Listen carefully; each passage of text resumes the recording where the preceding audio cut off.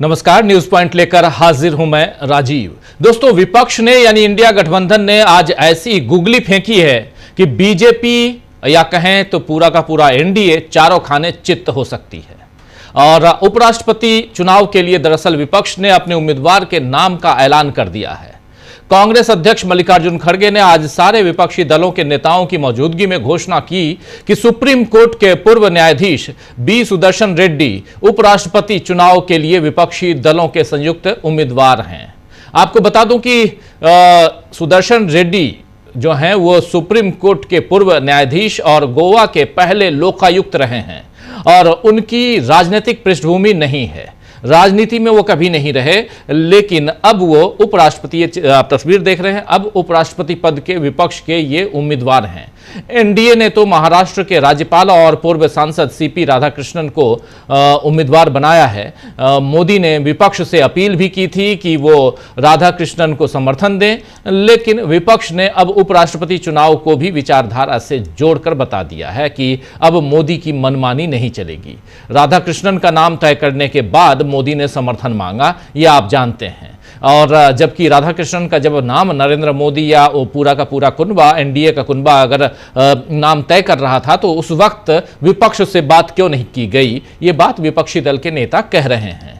दूसरा सवाल यह है कि धनखड़, जी हां, जगदीप धनखड़ के साथ जो व्यवहार नरेंद्र मोदी सरकार ने किया है, विपक्ष उस पर उसे घेर रहा है और वो ऐसा नाम उपराष्ट्रपति के लिए चाहता था जो दलगत राजनीति से पूरी तरह से ऊपर उठकर काम करे। इसीलिए आंध्र प्रदेश से आने वाले बी सुदर्शन रेड्डी का नाम तय हुआ है। यहां विपक्ष ने मोदी को एक और झटका दिया है। चंद्रबाबू नायडू के सामने अब यह दुविधा रहेगी कि वे एनडीए उम्मीदवार का साथ दें या फिर अपने राज्य के उम्मीदवार का साथ दें। वैसे भी रेवंत रेड्डी और चंद्रबाबू नायडू के संपर्क में होने की सुगबुगाहट है ही, और ऐसे में अगर नायडू भी विपक्ष के साथ आते हैं तो फिर मोदी सरकार के लिए खतरे और बढ़ेंगे। बी सुदर्शन रेड्डी के नाम का ऐलान करने में खास बात यह रही कि आम आदमी पार्टी भी इस बार साथ है, यानी विपक्ष पूरा एक है और एनडीए में फूट हो रही है। आइए जरा सुन लेते हैं मल्लिकार्जुन खड़गे ने जब ये नाम का ऐलान कर रहे थे तो उन्होंने क्या कुछ कहा है, सुनिए जरा और आगे बढ़ेंगे, लेकिन पहले सुन लीजिए। Unitedly the opposition parties have nominated Sri B. Sudarshan Reddy Garu as their joint candidate since he reflects fully and values that saved our country's freedom movement so profoundly. तो ये 1946 के जन्मे हुए और एक लंबा अनुभव है, लंबा इतिहास है, और इसलिए यहाँ पर बी सुदर्शन रेड्डी, और सबसे बड़ी चीज़ कि दलगत राजनीति से इनका कोई लेना देना नहीं, सुप्रीम कोर्ट के न्यायाधीश रह चुके हैं, जस्टिस रह चुके हैं, और ये संयुक्त रूप से अब इंडिया गठबंधन और विपक्षी दलों के उम्मीदवार हैं। अब दूसरी बात यहाँ साफ साफ है कि दोनों कैंडिडेट एक तमिलनाडु से आते हैं जो एनडीए के कैंडिडेट हैं, राधाकृष्णन, सीपी राधाकृष्णन, जो महाराष्ट्र के राज्यपाल भी हैं इस वक्त, और दूसरी तरफ अब सुदर्शन रेड्डी हैं जो हैं तो आंध्र प्रदेश के यानी दक्षिण के ही हैं। और अब एक मुकाबला है दक्षिण बनाम दक्षिण का, और यहां पर सबसे बड़ी चीज कि क्या दक्षिण के वो दल जो नरेंद्र मोदी को समर्थन कर रहे हैं, यानी आंध्र प्रदेश के मुख्यमंत्री चंद्रबाबू नायडू, वो अब इसमें साथ देंगे या नहीं देंगे। अभी बहुत कुछ होना बाकी है। आपको बता दूं कि खड़गे ने यह भी कहा है कि सभी विपक्षी पार्टियों ने मिलकर उपराष्ट्रपति पद के चुनाव के लिए एक उम्मीदवार चुना है। मुझे खुशी है कि सभी दल एकजुट होकर सहमत हुए हैं। यह लोकतंत्र और संविधान के लिए बहुत बड़ी उपलब्धि है। जब कभी संविधान खतरे में होता है तो हम सब मिलकर उसे बचाने के लिए लड़ते हैं। हमने तय किया है कि इस चुनाव में एक ऐसा उम्मीदवार हो जो देश के लिए अच्छा काम करे। लोकतंत्र और संविधान बचाने की यह लड़ाई विपक्ष संसद से सड़क तक लड़ रहा है। दोस्तों, आप लगातार देख रहे हैं। आज संसद परिसर में फिर से एसआईआर यानी स्पेशल इंटेंसिव रिवीजन और वोट चोरी पर प्रदर्शन हुआ। और वो प्रदर्शन लगातार हो रहा है संसद परिसर में, आप लोग देख रहे हैं। विपक्ष लगातार डिमांड कर रहा है कि आप हमें यहां एसआईआर पर विचार विमर्श और बातें करने का मौका दीजिए और इसको एक लंबी चर्चा होनी चाहिए संसद के अंदर। लेकिन वो चर्चा नहीं हो रही है। आप देख लीजिए आज की तस्वीर, जहां मल्लिकार्जुन खड़गे के बगल में खड़े हैं अखिलेश यादव, उनके बगल में खड़ी हैं प्रियंका गांधी। आप ये तस्वीर देख रहे हैं और यहां पर भी वोट चोर के नारे लग रहे हैं। तमाम विपक्षी दल रोज मांग कर रहे हैं, रोज कह रहे हैं कि आप इस पर चर्चा करवाइए सदन के अंदर, लेकिन सरकार अब आखिरी वक्त आ चुका है। आज 19 तारीख है, 22 तारीख को ये संसद की कार्यवाही जो है वो खत्म हो रही है। संसद परिसर में फिर से इन दोनों पे जो बात हुई है, बात हुई नहीं लेकिन इसकी डिमांड रखी गई, प्रदर्शन हुआ। दूसरी तरफ बिहार चलें तो बिहार में राहुल गांधी और तेजस्वी यादव की यात्रा को जो भारी समर्थन मिल रहा है उससे भी एनडीए हताश है। राहुल गांधी आज उस एरिया से गुजर रहे थे, हालांकि पूरा का पूरा एरिया नीतीश कुमार का कहलाता है, और आज तो राहुल गांधी नीतीश कुमार के गृह जिले में थे, नवादा में थे, और वहां जबरदस्त माहौल था, एक जबरदस्त भीड़ थी। उस भीड़ को देखकर शायद दिल्ली तक हताशा का आलम होगा, एनडीए में भी हताशा का आलम है।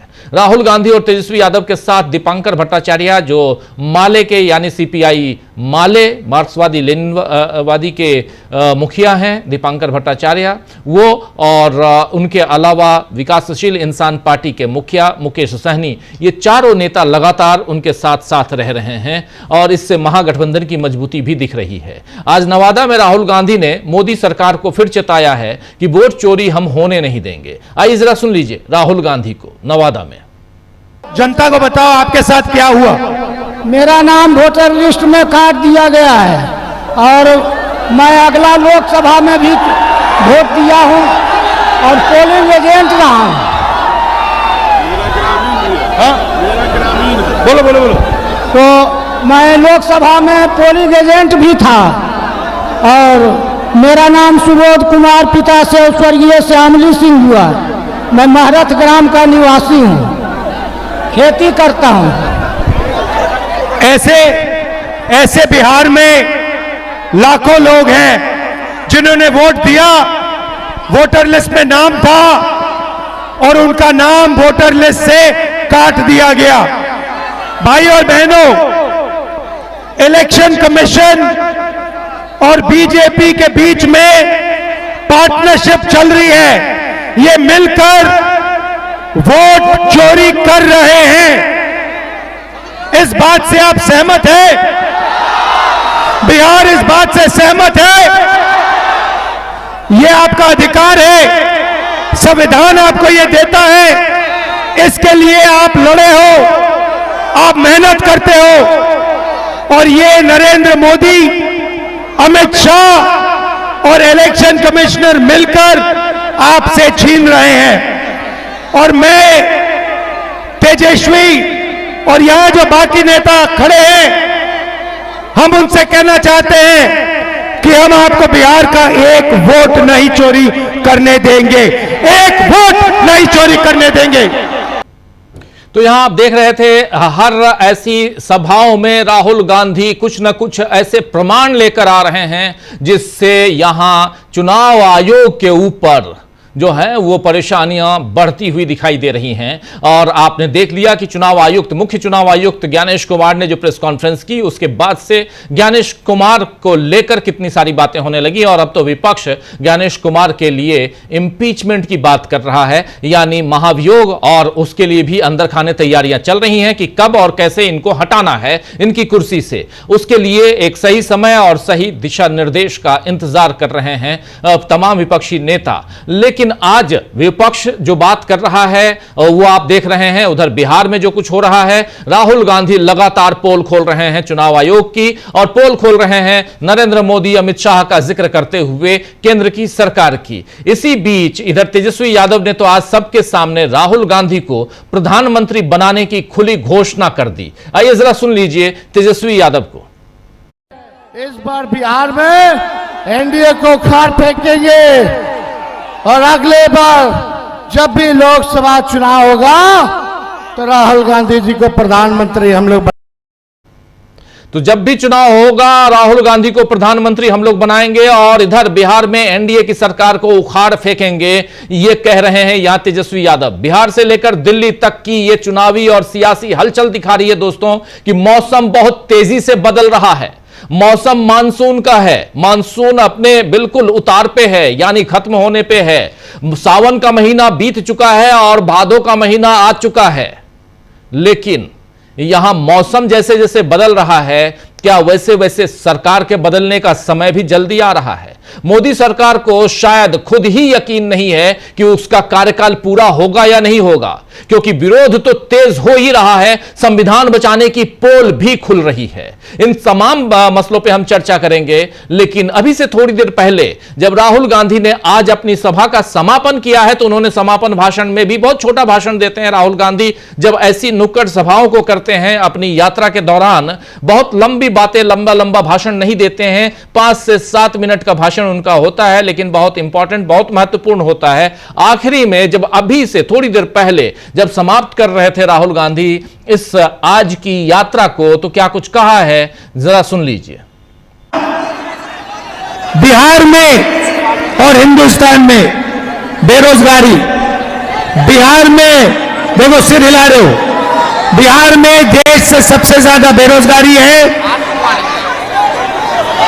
यह सवाल है, हाथ उठा के दिखाइए, बिहार में सबसे ज्यादा बेरोजगारी है हाँ या ना? हाथ उठा के दिखाइए जो कहता है बिहार में। ये देखिए, तो ये बेरोजगारी को मिटाना है, मेड इन चाइना को खत्म करना है, made in Bihar, made in India लाना है। आपका दिल से धन्यवाद, नमस्कार, जय हिंद।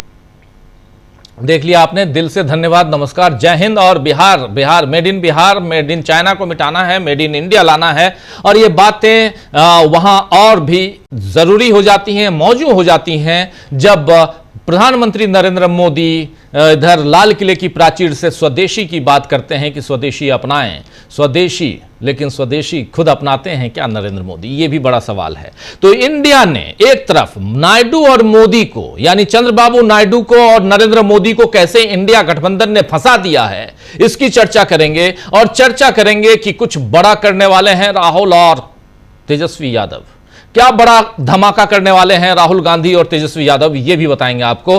चर्चा की शुरुआत करते हैं, हमारे साथ कुछ वरिष्ठ साथी जुड़े हुए हैं, पहले उनसे आपका परिचय करवाता हूं, फिर आगे बढ़ते हैं। बहुत इंपॉर्टेंट है दोस्तों यहां जानना समझना कि आखिर इस देश में और उसमें भी बिहार से जो पैगाम आ रहा है वो किस दिशा में जा रहा है। राहुल गांधी ने पहले यहां दिल्ली में, आप जानते हैं, एक बड़ा विस्फोट किया और उसके बाद अब पूरे देश में ये बातें होने लगी कि आखिर सचमुच क्या नरेंद्र मोदी की सरकार भ्रष्टाचार को बढ़ावा दे रही है? क्या चुनाव आयोग खुद भ्रष्टाचार को बढ़ावा दे रहा है? और क्या मुख्य चुनाव आयुक्त इस सब को संरक्षित कर रहे हैं, संरक्षण दे रहे हैं?